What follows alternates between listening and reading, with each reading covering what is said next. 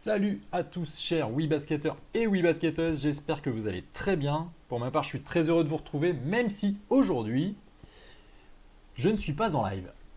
Je vous explique, comme vous avez pu le voir sur les précédentes éditions, j'ai eu quelques problèmes techniques lors du live. Et donc, aujourd'hui, j'ai décidé de faire l'émission entre deux en préenregistré, donc en léger différé. Vraiment, j'enregistre l'émission juste avant de vous la délivrer tous les lundis à 19 h. Donc ça ne changera pas, ce sera toujours tous les lundis à 19 h. Et comme je souhaite que l'émission soit la plus interactive possible, je vais quand même vraiment vous inviter à, à me laisser des commentaires. Donc tout au long, vous verrez tout au long de l'émission, je vais vous poser des questions, je vais essayer de vous faire réagir. Et donc vraiment, je compte sur vous pour participer à cette émission, même si ce n'est pas en direct, via vos commentaires. Aujourd'hui, nous allons parler de France-Ukraine, bien entendu. Il y a eu un match hier, il y a un match ce soir. Donc on est entre deux France-Ukraine, on est entre deux matchs. On va parler aussi de Charnay, il y a eu une info qui est sortie au niveau de Charnay. On parlera aussi, je ne l'ai pas précisé, mais on parlera aussi un petit peu de l'équipe de France un petit peu plus amplement et de l'équipe d'Ukraine aussi.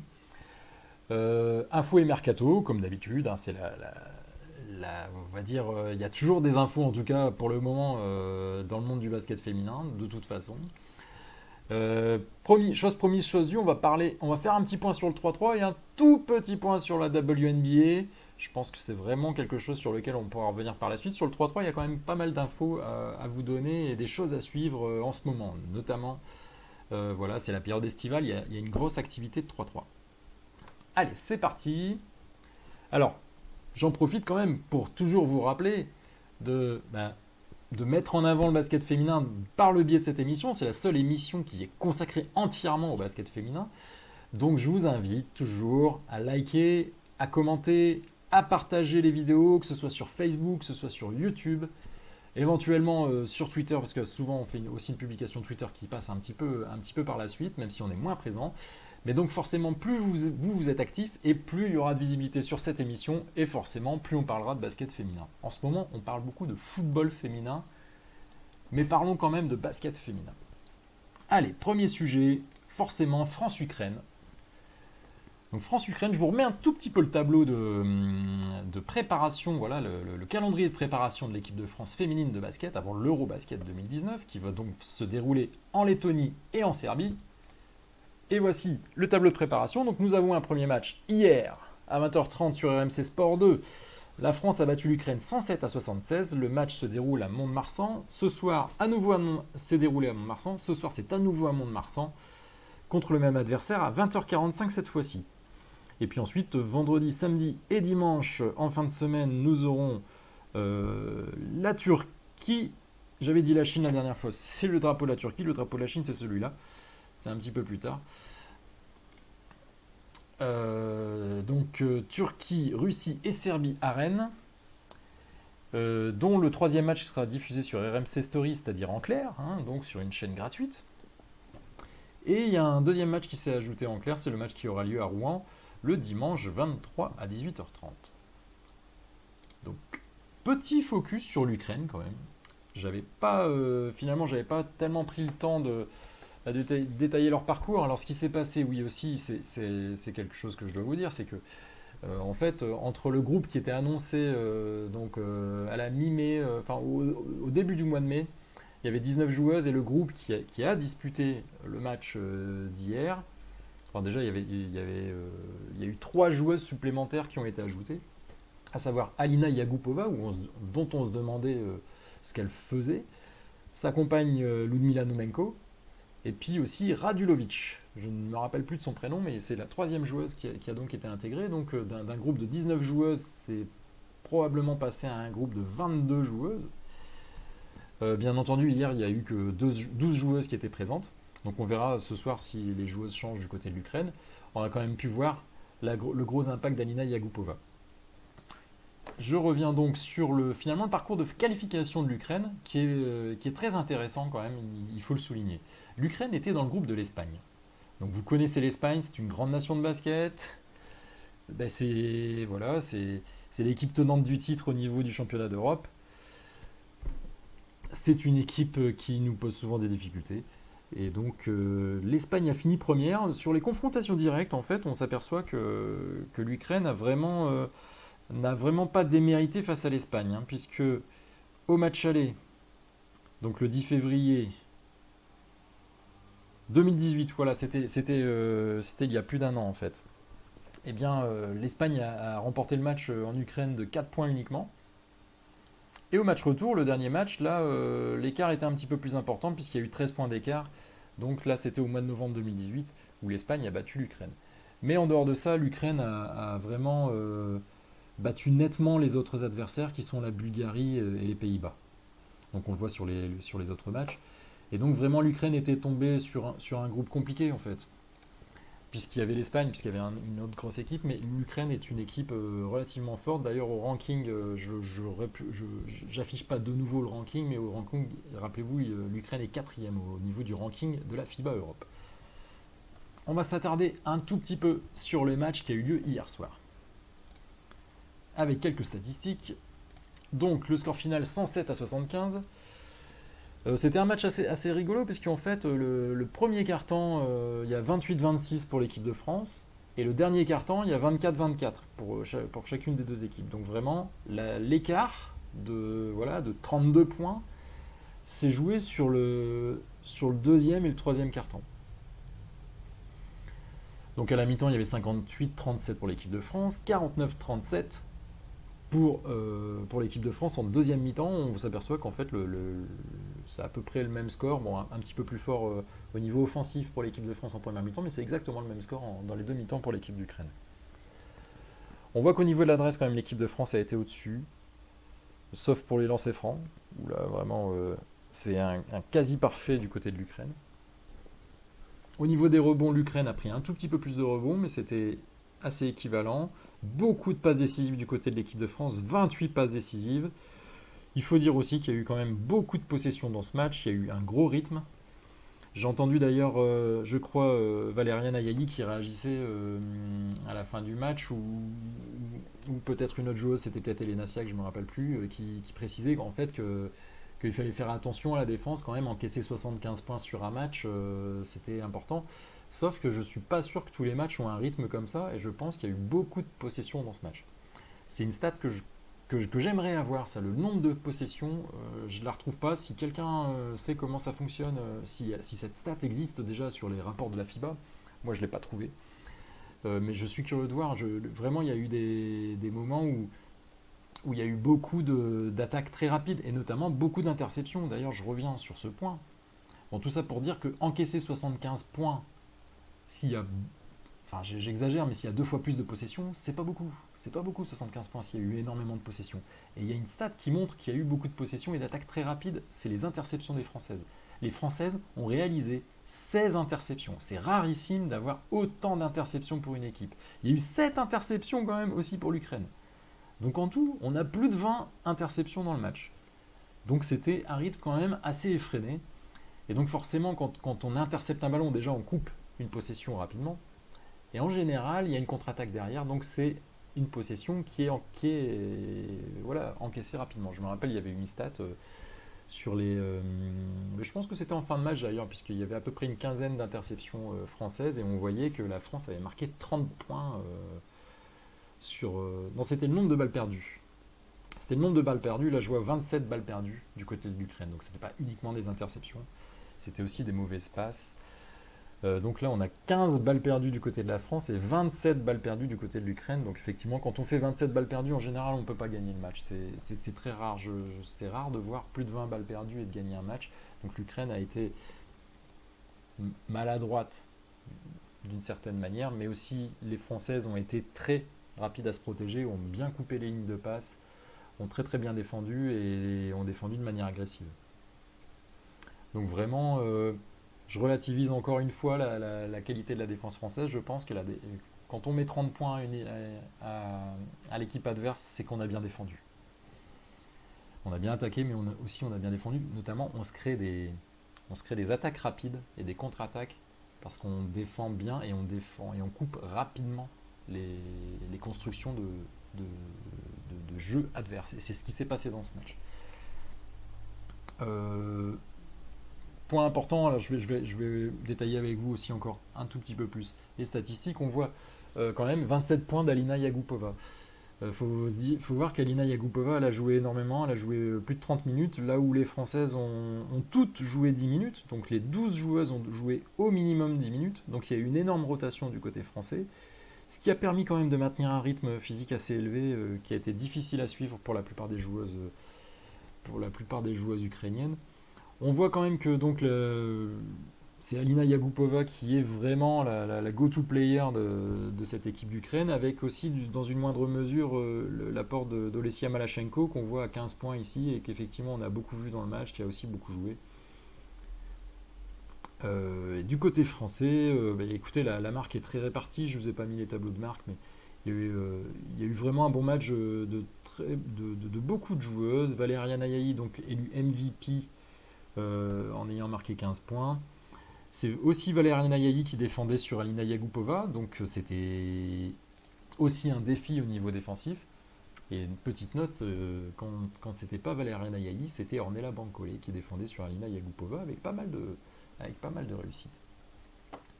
Donc vraiment, je pense d'ailleurs qu'il est probable qu'on revoie ce schéma-là ce soir, c'est-à-dire vraiment...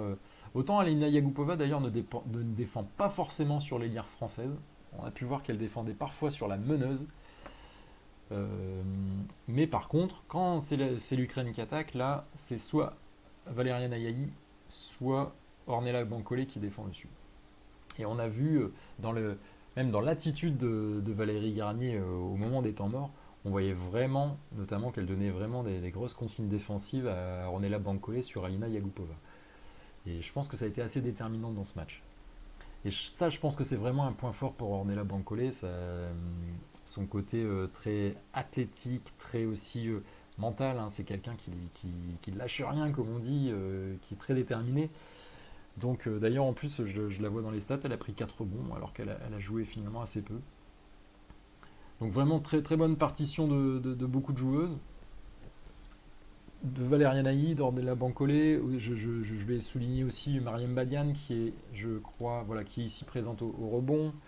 Marine Johannes qu'on a vu en feu, notamment lors du deuxième quart-temps, un peu avant la mi-temps, qui nous a fait des superbes passes, qui nous a fait un 3 points exceptionnel, là, tout en déséquilibre. Elle était alors, ouais, voilà, elle recevait une balle et elle allait vers la ligne de fond. Elle a réussi à lancer un 3 points comme ça, comme elle seule sait le faire, hein, vraiment un 3 points très spectaculaire.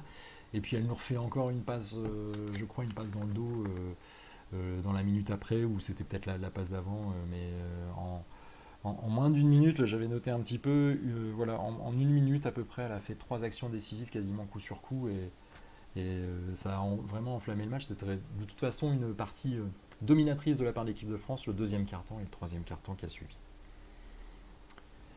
Allez, il y a aussi des infos en dehors de ça, donc on va passer à l'écran suivant.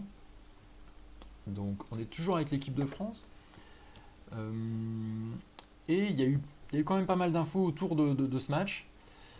Donc avant le match, tout simplement, malheureusement, le forfait de Diandra Chachong, j'ai suffisamment insisté d'ailleurs sur la paire Ayayi Bancole. Donc quand Valeriana Ayayi sortait, c'était Ornella Bancole qui l'a remplacé au poste d'ailière.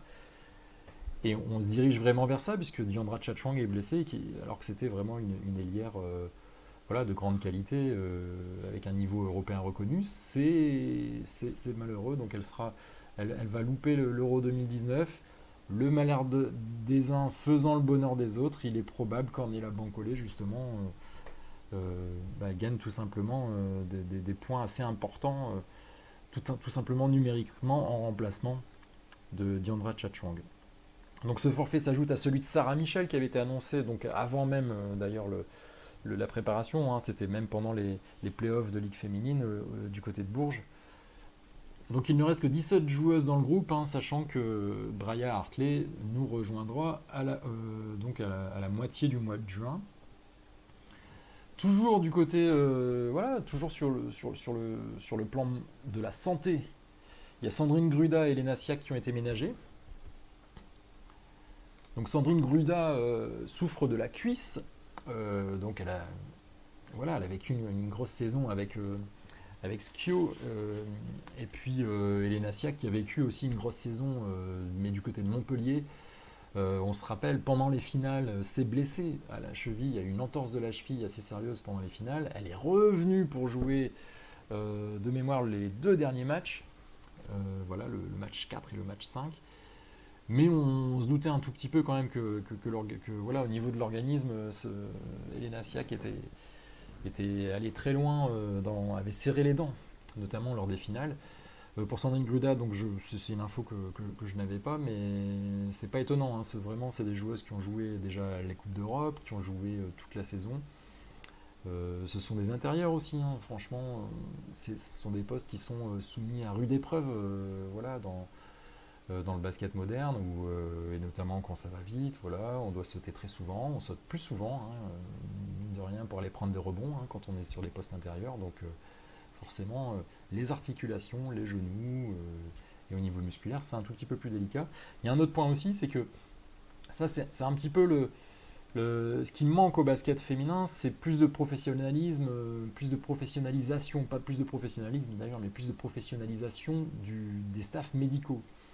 Et dans les clubs, il n'y a pas énormément de moyens pour les staffs médicaux. En revanche, quand on est en équipe de France, là vraiment, c'est beaucoup plus poussé.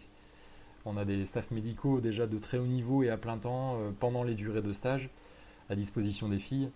Donc c'est pas très étonnant aussi qu'il y ait vraiment une grosse précaution, un gros travail au niveau physique et justement préservation du physique autour de ces 2 joueuses-là. Donc c'est un atout d'être en équipe de France finalement pour les joueuses aussi pour ça, pour être suivies vraiment très, très précisément et de façon très sérieuse et puis très assidue par le staff médical, ce qui peut-être a permis à Diandra Tchatchang d'être plutôt prudente et d'avoir beaucoup d'informations très précises au niveau de sa santé pour pouvoir faire le choix justement de déclarer forfait pour l'Euro. Et c'est quand même très important.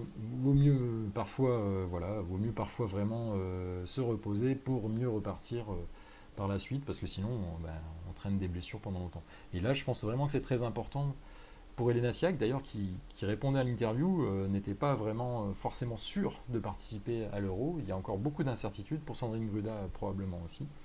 Donc à voir si ces 2 joueuses pourront participer à l'Euro. En tout cas, sur le terrain, il y avait quand même 4 intérieurs, hein, Mariam Badian, Marie-Michel Milapi, Alexia Chartereau et Iliana Rupert, donc qui ont pu s'exprimer hier soir et qui pourront de nouveau le faire ce soir, puisqu'il n'est pas question que Sandrine Gruda et Elena Siak reviennent ce soir.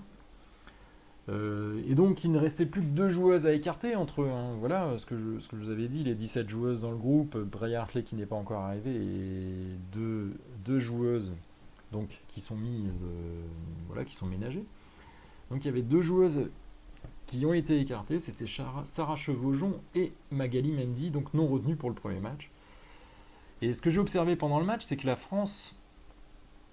Oui, pourquoi je dis ça? Parce que avec la blessure de Sarah Michel, et le fait que Magali Mendy ne soit pas retenue, la seule véritable arrière de métier, c'était Marine Johannes.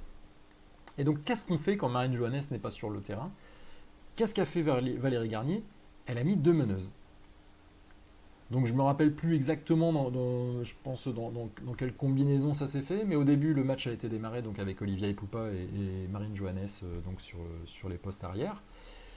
Et ensuite, aux premières rotations, on a vu entrer Marine Fautou, on a vu entrer Romane Berniès et on a vu entrer Ingrid Tancré. Donc en tout, il y avait 5 joueuses sur les postes d'arrière, mais 4 meneuses et une arrière. Donc les postes d'arrière, donc c'est les guards, comme on dit en américain. Donc sur les guards, on avait quand même 4 point guards, donc 4 meneuses, et une shooting guard, une arrière. Mais effectivement, Valérie Garnier a plutôt pris l'option de jouer avec deux meneuses parfois dans le match, même d'ailleurs très souvent dans le match, sauf quand Marine Johannes était sur le terrain. Donc là, il n'y avait qu'une seule meneuse avec Marine Johannes. Et donc, il y a aussi une autre info, c'est que ce soir, là, la compo des 12 retenues ce soir est tombée. Et puis, Magali Mendy est à nouveau non retenue ce soir. Contrairement à Sarah Chevaujon qui elle va intégrer le groupe à la place d'Ingrid Tancré. Bon, sachant que Sarah Chevaujon est considérée comme une ailière, mais elle a aussi vraiment toute la panoplie pour être arrière, parce que c'est quelqu'un qui remonte bien la balle, c'est quelqu'un qui a défendu sur Marine Johannes lors de la dernière finale de Coupe de France, donc on peut aussi la considérer comme une arrière. Donc là, au niveau voilà, justement de ces postes d'arrière, il semblerait que Magali Mendy soit vraiment le dernier choix dans la tête de Valérie Garnier. Mais d'ailleurs, ça m'inspire une question. Dites-moi en commentaire, est-ce que vous trouvez ça compréhensible en fait euh, que Magali Mendy ne participe pas ce soir? On appelle une joueuse voilà, qui n'a jamais été appelée en équipe de France A, qui est arrivée un petit peu comme un ovni cette saison en Ligue féminine, qui a montré tout son talent et toute sa percussion, vraiment toute son efficacité avec Villeneuve, même si finalement effectivement le parcours de Villeneuve n'a pas été très bon cette saison, que ce soit en championnat ou en Euroleague. Il y a quand même eu des belles performances, et notamment des belles performances de Magali Mendy, et notamment en Euroleague, donc à très haut niveau. Donc d'ailleurs, j'étais plutôt militant du fait que Magali Mendy soit appelée en équipe de France pour qu'on puisse la tester, pour qu'on puisse la voir en équipe de France au niveau international, voir un petit peu ce qu'elle pouvait apporter, parce qu'elle a un style de jeu tout à fait... euh, tout comme Marine Johannes, hein. Marine Johannes, elle est assez unique. Je trouve que Magali Mendy est assez unique dans son genre, notamment avec ses accélérations. Et je suis assez déçu, je suis vraiment déçu. J'ai même un peu peur que ce soit la fin de l'aventure de Magali Mendy ce soir, puisqu'elle semble vraiment, comme je vous l'ai dit, être la dernière option sur les postes d'arrière. Euh, et dites-moi, je sais pas, mettez-moi dans les commentaires à propos de Magali Mendy, est-ce que vous trouvez ça compréhensible finalement qu'on n'essaye pas Magali Mendy en situation finalement? Et surtout si elle sort du groupe dans les jours suivants, ça veut dire qu'elle était venue juste pour faire partenaire d'entraînement et on n'essaie même pas de voir ce que ça donne en match. Bon voilà, moi ça me pose question. Enfin, en tout cas, j'aurais vraiment aimé la voir jouer en équipe de France voilà, avec des partenaires de haut niveau face à des adversaires de haut niveau également. Dernier point quand même à souligner par rapport au match d'hier, c'est que vraiment les jeunes sont sans complexe et elles ont réalisé une superbe partie. Franchement, toutes les trois, Iliana Rupert, Marine Fautou et Ornella Bancolé. Donc elles ont réalisé vraiment toutes les trois une bonne prestation et elles seront de la partie ce soir. Donc elles seront de nouveau ce soir. Alors, je pense qu'il y a beaucoup plus finalement, de concurrence pour Marine Fautou et Iliana Rupert. Hein. Comme on l'a dit, il y a beaucoup de meneuses dans l'équipe. Et aussi, il y a beaucoup d'intérieurs dans l'équipe. Et il y en a deux qui sont là, qui sont préservés. Mais si elles reviennent, c'est deux joueuses importantes. Hein, Sandrine Gruda et Léna Siak. Si elles sont en pleine possession de leurs moyens, je ne vois pas pourquoi on s'en passerait. Donc il ne resterait plus que deux, voire trois postes à l'intérieur. En revanche, Ornella Bancolé, sur le poste d'ailière pur, c'est vraiment Valériane Ayaï, Diandra Tchatchouang est blessée, et éventuellement Sarah Chevaujon qui peut être en concurrence avec Ornella Bancolé. On verra comment ça va être articulé ce soir par Valérie Garnier. Est-ce que Sarah Chevaujon sera exclusivement sur un poste d'arrière ou est-ce qu'elle sera aussi sur un poste de voilà d'ailière et peut-être défendra-t-elle aussi sur Alina Yagupova? Ça peut être très très intéressant. Donc on verra ce soir. Je vous pose la question d'ailleurs, entre Iliana Rupert, Marine Fautou et Ornella Bancolé, s'il n'y avait qu'une seule joueuse à choisir, un pari à faire sur une jeune pour participer à cette compétition, vous, si vous étiez sélectionneur ou sélectionneuse, laquelle de ces trois jeunes, s'il n'y en avait qu'une seule à choisir, vous souhaiteriez emmener donc à l'Euro 2019? Répondez-moi ça dans les commentaires. Et on passe à la section suivante. La section suivante, c'est Charnay. Mais oui, que se passe-t-il à Charnay? Alors, c'est une info qui est assez rare. C'est assez rare de voir ce type d'info. Qu'est-ce qui se passe du côté de Charnay?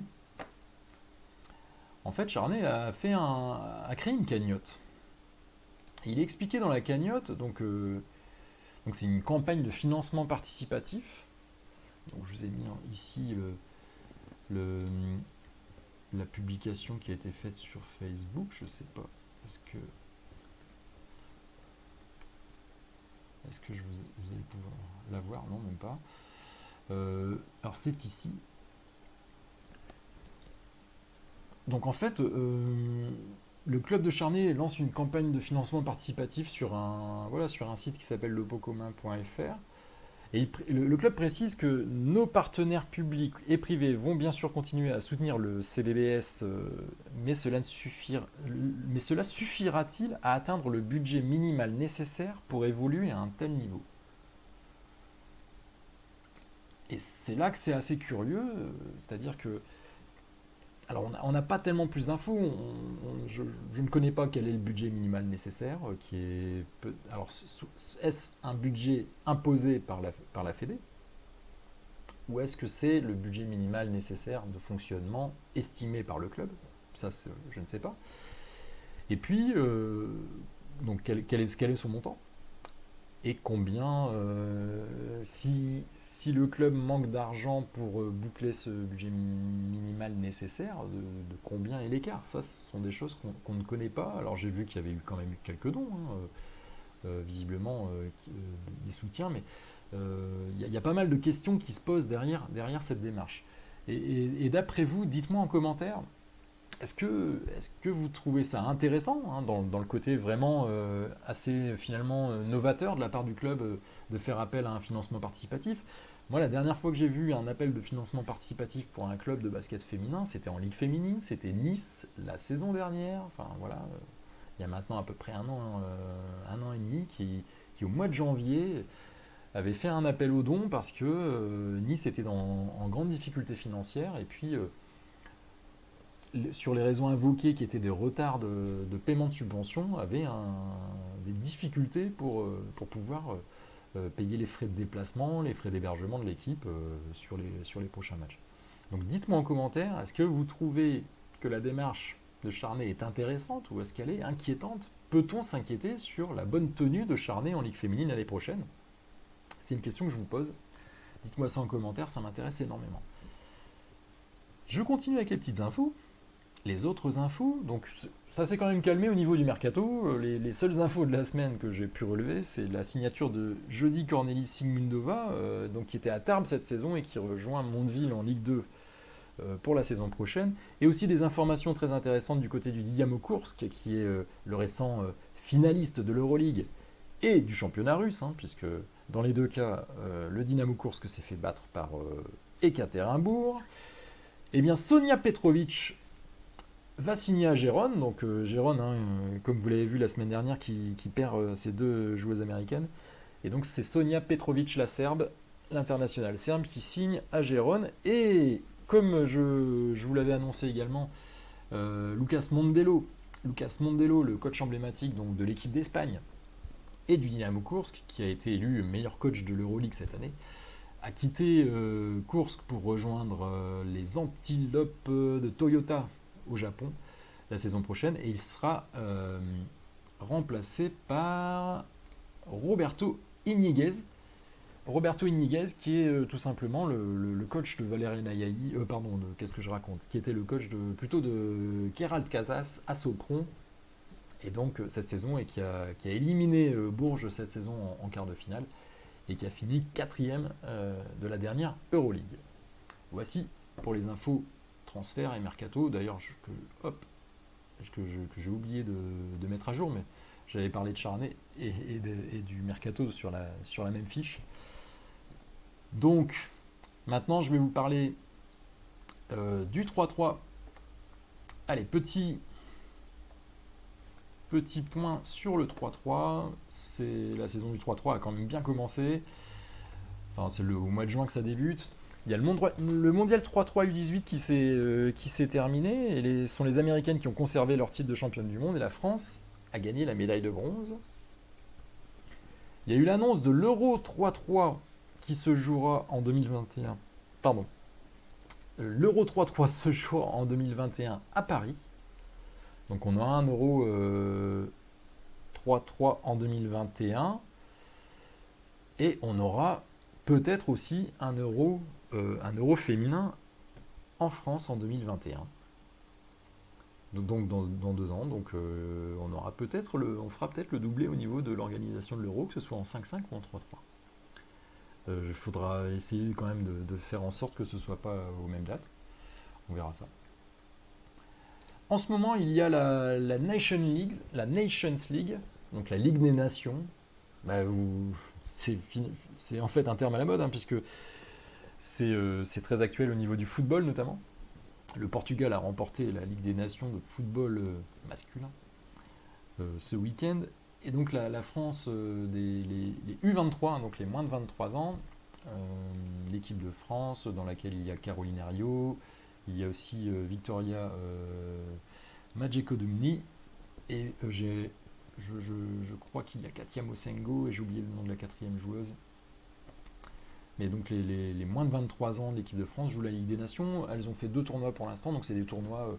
Je ne sais pas exactement comment ça fonctionne. Il y a 3 zones. Il y a une zone Europe de l'Ouest et du Sud, dans laquelle il y a la France. Il y a Europe de l'Est et du Centre. Et puis il y a aussi Europe voilà, de l'Est, beaucoup, de très à l'Est, et des équipes asiatiques. Et donc en fait, il y a 6 tournois et par groupe, par zone. Et les 2 meilleurs de chaque zone se retrouvent sur un tournoi international, interzone. Donc je ne vais pas rentrer dans les détails, on donnera les infos sur comment ça évolue très prochainement. Mais ce qui est important, ce qui va arriver, là, c'est la Coupe du Monde 3-3 du 18 au 23 juin 2019. Ça a lieu à Amsterdam. L'équipe de France est composée de Marie-Ève Paget, Anna-Maria Philippe, Minia Touré et Alice Naillot. L'équipe de France est championne d'Europe en titre, rappelez-vous. Donc c'est la même équipe, sauf que l'an dernier c'était Jenny Foisseau qui était à la place d'Alice Naillot. Jenny Foisseau qui se soigne d'une blessure, donc qui a été remplacée par Alice Naillot. Dites-moi hashtag 33, ou dans les commentaires, dites-moi ce que vous pensez de cette équipe féminine de 3-3 et que pensez-vous de ses chances pour le mondial de cet été à Amsterdam. Donc cet été, vous voyez, 18 au 23 juin, ça commence très très très très bientôt. Je vous donnerai bien entendu des informations à ce niveau-là. Et je vais terminer aujourd'hui par un point WNBA. Promis, j'avais promis d'en parler. J'ai pas eu tellement le temps de le préparer. Et puis, comme je vous l'ai dit, finalement, je pense qu'on va faire des petits points WNBA avec des petites informations petit à petit. Et cette fois-ci, allez, pour commencer, je vais vous montrer tout simplement où ça en est pour le moment. Il y a eu quelques matchs qui se sont disputés.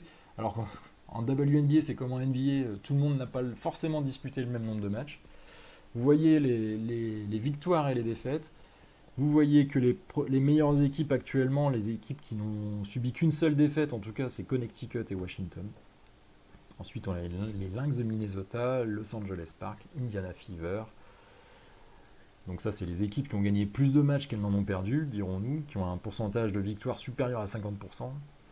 On a Chicago Sky, Seattle Storm, Phoenix Mercury qui ont un pourcentage de victoire égal à 50%. Et dans le bas du classement, on a Las Vegas, New York, Atlanta et Dallas qui n'a aucune victoire. Donc voici pour la WNBA. La prochaine fois, on essaiera d'aller un petit peu plus en détail. Déjà, il y a des choses à vous montrer au niveau des joueuses, puisque les joueuses qui sont impliquées en WNBA là actuellement, il y en a quelques-unes qu'on connaît bien, qui sont en Ligue française, qui sont aussi dans les Euroleague, les Eurocoupes, dans les équipes qu'on a l'habitude de croiser. Donc je vous ferai un petit point comme ça dans les prochaines émissions. C'est terminé, je vous remercie de m'avoir suivi, merci pour votre fidélité, je sais bien que ce n'était pas en live. Tiens, d'ailleurs, dites-moi en commentaire, je pense que je vais continuer à faire ce format, hein, puisque c'est un format avec, vous voyez, il y a un petit peu de réalisation, j'utilise un logiciel, et en live, ça coince, parce que mon ordinateur n'est pas suffisamment puissant, en tout cas il n'est pas fait pour ça, c'est un ordinateur de bureau simple, un ordinateur portable, il n'est pas forcément fait pour faire des choses un petit peu poussées au niveau de la réalisation en live, notamment parce que les ressources demandées par Facebook et YouTube pour du live sont assez importantes, en tout cas avec un logiciel, mais je vous propose de faire des lives avec mon smartphone, donc de la façon la plus simple possible, hein, sans forcément de réalisation avec les slides et puis la rivière. Et dites-moi si vous avez des idées. Quelle forme de live pourrait-on faire? Dites-moi ça en commentaire, moi ça m'intéresse énormément. Est-ce qu'on ferait des questions-réponses? Est-ce que je peux préparer des questions? Ou est-ce que vous pouvez préparer des questions? Là, je suis très ouvert à vos suggestions. Je vous rappelle, pour ceux qui n'ont pas encore regardé, que on a mis à disposition une super vidéo qui s'appelle Joue-la comme Proust avec 5 très bonnes joueuses de ligue féminine, où on leur pose des questions, enfin je leur ai posé des questions sur leur personnalité, les réponses sont super marrantes, sont aussi très instructives hein, sur le mental, sur les traits de caractère hein, des joueuses de haut niveau. Donc si ce n'est pas encore fait, vous regardez autour de la vidéo, je vous mets un lien pour que vous puissiez télécharger, pour que vous puissiez recevoir cette vidéo euh, donc dans votre adresse email. Je vous remercie. Je vous souhaite une excellente soirée en compagnie de l'équipe de France, là donc qui va jouer dans quelques minutes. Et je vous dis à très bientôt et vive le basket féminin. Ciao, ciao, ciao.